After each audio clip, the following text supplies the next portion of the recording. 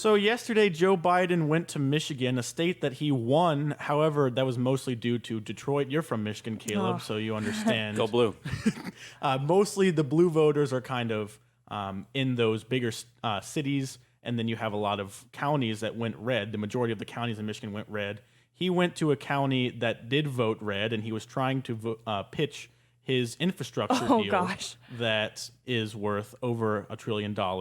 We've talked extensively about that and how ridiculous it is. Some of the things that are included in this infrastructure deal that are not infrastructure, such as sensors in cars for seeing if people have alcohol in their breath, and the cars won't be allowing them to drive, and just crazy things that are not infrastructure are into this bill. But he's trying to go and make a pitch of why he thinks that this $1 trillion infrastructure bill should be passed. So he goes to Michigan, to a county that he lost.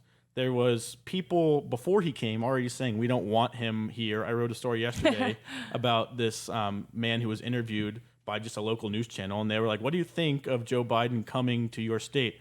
And he said, I wish he would just stay out of my state and leave us alone. So the sentiment, it seemed, at least for a lot of people, was we don't really want him here. So I guess he wasn't expecting a great reception. He didn't get a great reception. There was protests. There were plenty of Trump supporters who showed up when he was making his speech. But what I want to talk about first is during his speech, he had some of his patented gaffes that we've all come to know, and I don't want to say love because they're concerning, but we've come to expect from Joe Biden. The first one, he was talking about Governor Gretchen Whitmer in Michigan, who has her own problems, but he was praising her. He likes her because she is a leftist. So I'm sure Get that home, he likes Gretch. that.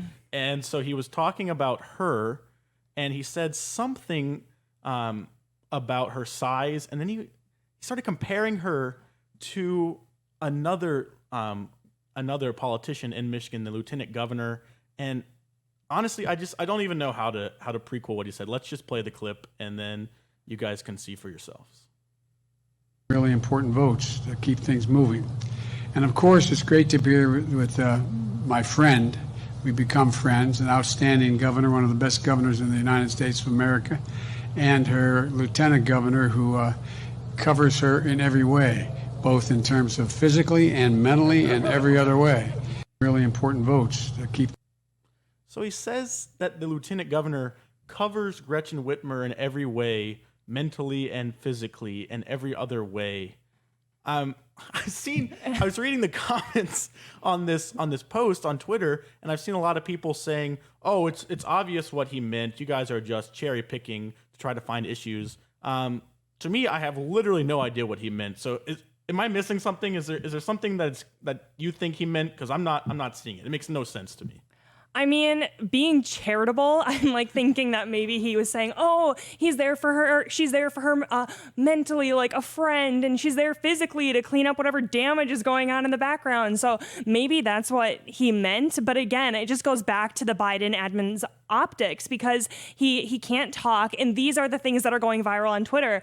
These are the things that are happening over and over again. I mean, we see the controversies going on in college football stadiums, and these kind of videos are what's troubling for Biden. Ultimately, at the end of the day, it doesn't really matter what he meant by them.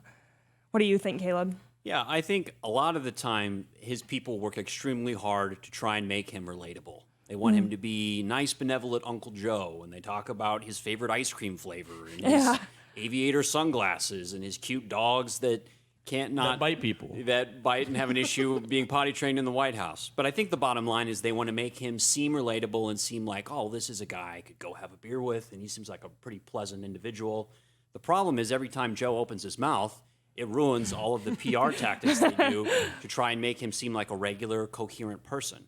So they can do all the window dressing they want, but when he steps in front of a microphone, they're even more scared than we are of what he's going to say. So I think this was just yet another example of them making an effort to make him seem likable and woefully failing.